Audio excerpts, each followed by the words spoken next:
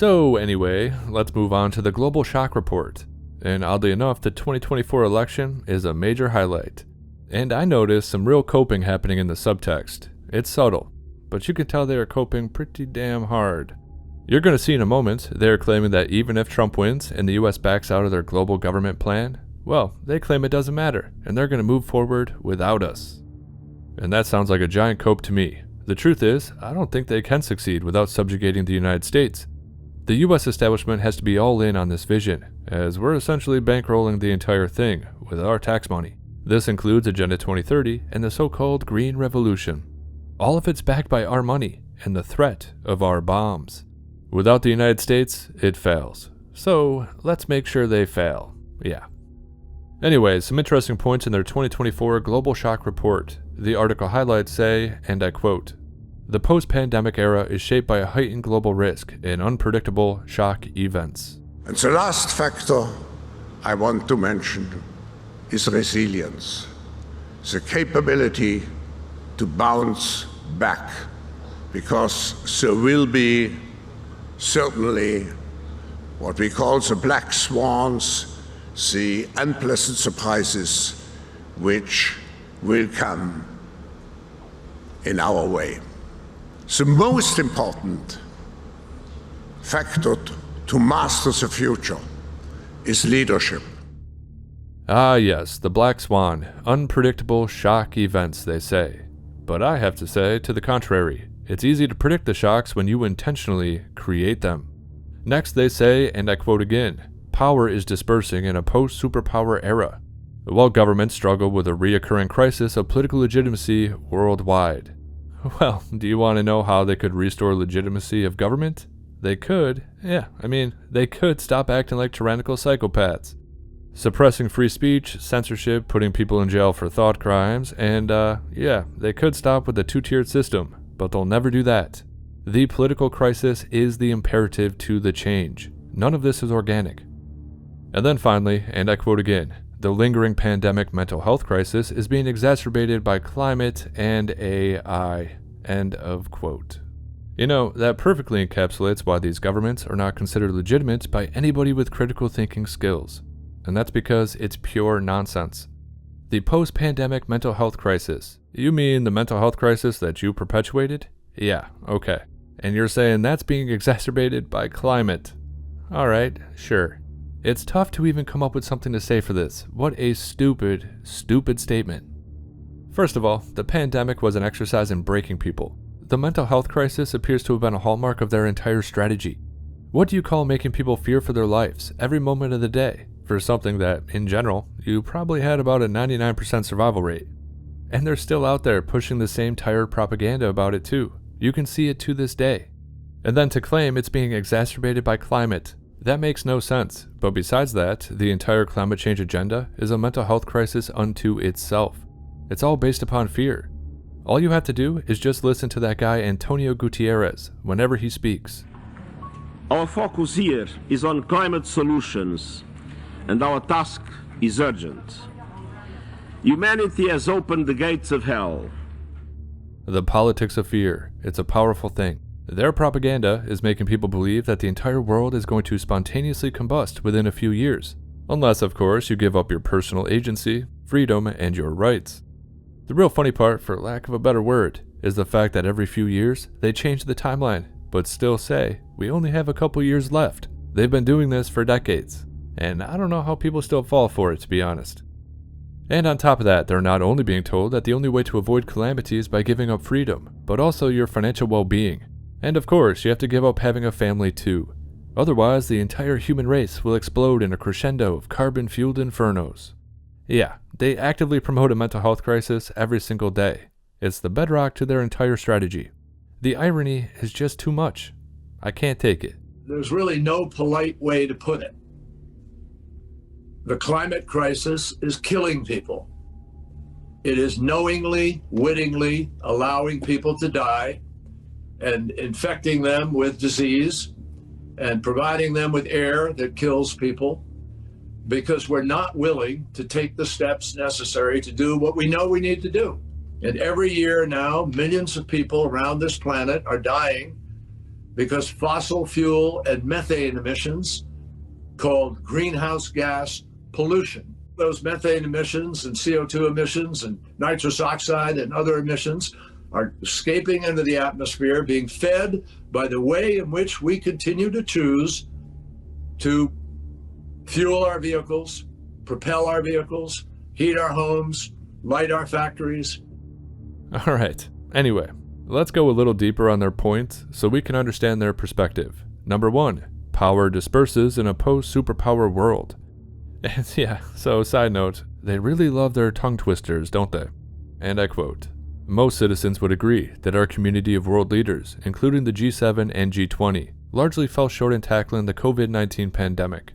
Since the pandemic eased, the reality is we haven't had enduring global leadership on much, and it's hard to imagine that changing soon. This is partly because superpowers are terribly burdened with global wars and domestic challenges." End of quote. Global wars and domestic challenges, entirely self-made problems that they created via their own incompetence. Or it's intentional, and they want the chaos. Either way, the problems were self-made.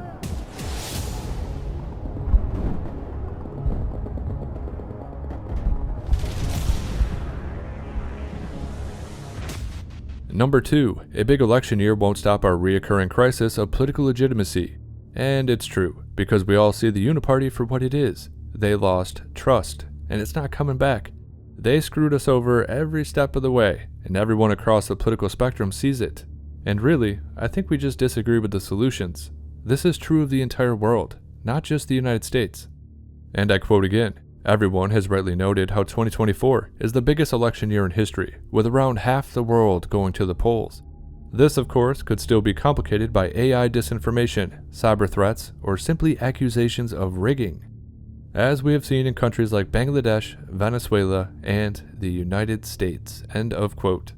Do you see what the establishment has done to us? They have made our election process such a joke that we're on a list with Bangladesh and Venezuela. But we do have a simple solution. You could just hold free and fair elections, but that won't happen, because without control, they have nothing. Because no one believes in their vision for global technocracy. So, yeah.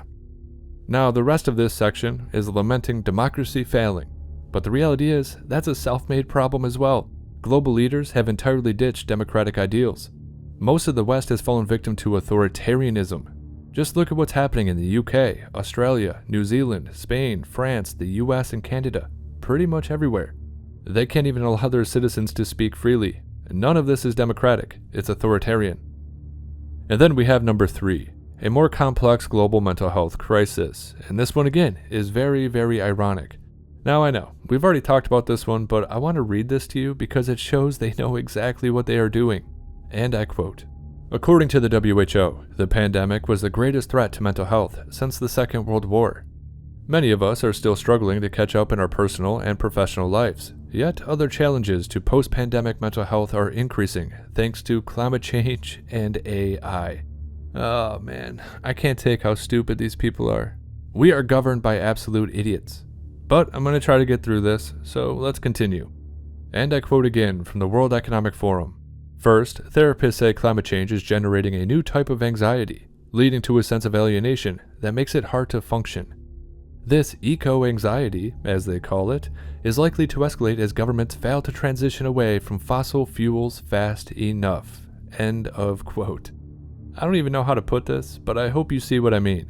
But, man, they are perpetuating the climate anxiety in that statement even. Blaming governments for not moving fast enough to save people from this so-called fiery doom. That's doing the exact thing they're warning about. They are very clearly perpetuating the mental health crisis with this messaging alone. And right after they say this, they'll give a speech about how we're all gonna die unless they stop cows from burping. Do they have any semblance of self-reflection, any introspective abilities at all? It doesn't seem like they do. Or, on the other hand, they're just evil. I don't know, you can figure that out for yourself. Now this next part is also very interesting, and I quote again. "Second, artificial intelligence is being imposed on us whether we like it or not. Many will feel they do not fit into this AI-driven economy, or are not even being offered a chance, creating a greater precariat class who feels left behind. Feeling redundant will exacerbate our occupational identity crisis, which is going to bleed into the global health mental challenges. They go on to say that they can forecast that 50% of jobs will be wiped out by 2027, and a violent backlash against artificial intelligence is inevitable, as many are going to feel left behind by this transition, end of quote. You know, it's a real interesting statement. Artificial intelligence is being imposed on us whether we like it or not. And then of course they mention one of Yuval Harari's favorite topics, the incoming useless class.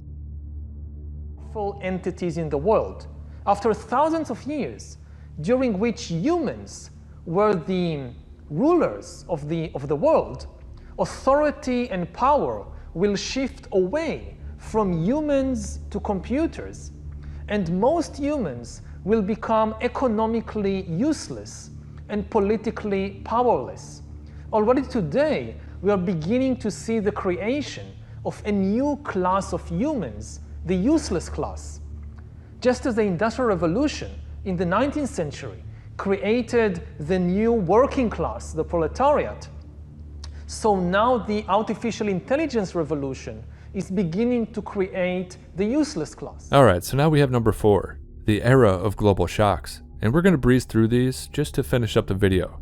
Now, as you're about to see, I don't have much of a critique on this part, but it's still important because they have some very specific ideas in mind, oddly specific. Number 1, a new extremist group emerges. With the world distracted with multiple major wars and leadership in decline, this could be an opportunistic time for a new extremist group to make its mark, and maybe not face as many consequences.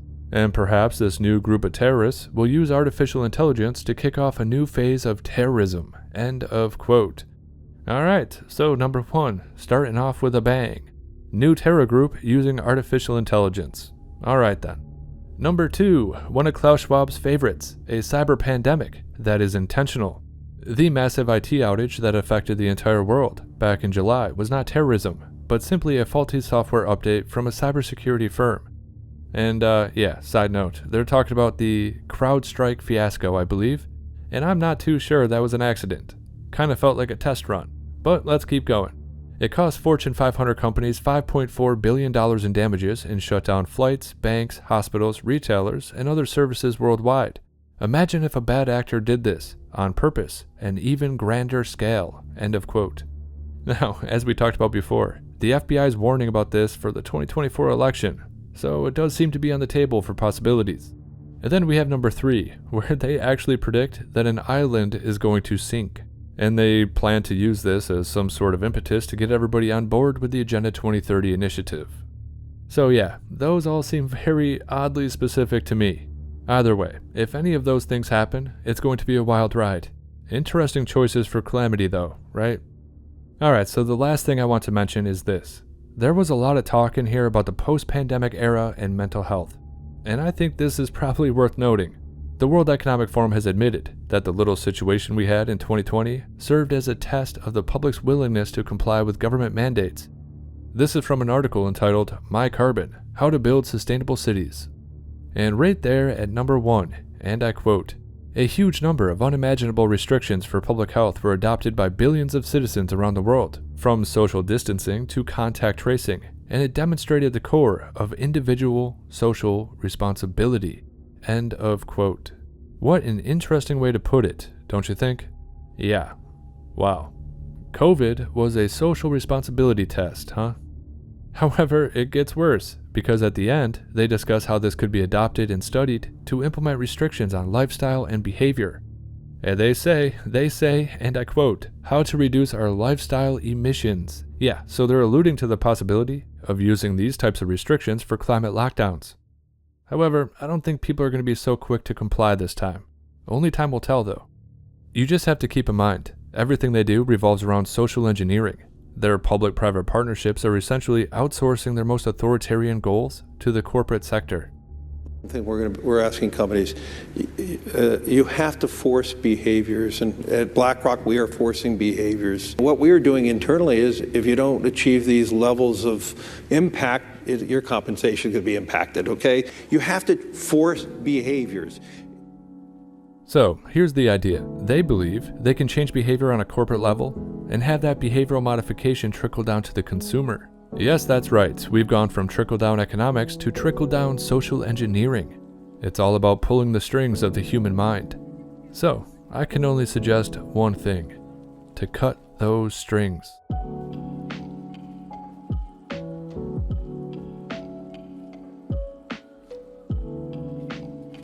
Once again, this is HelioWave. If you like the content, like, comment, and subscribe. Share the video if you want to. If you're in a position to, consider subscribing on Locals, or you could use PayPal. As always, make sure you disobey those true fascistas, and yes, I do hope you have a good night.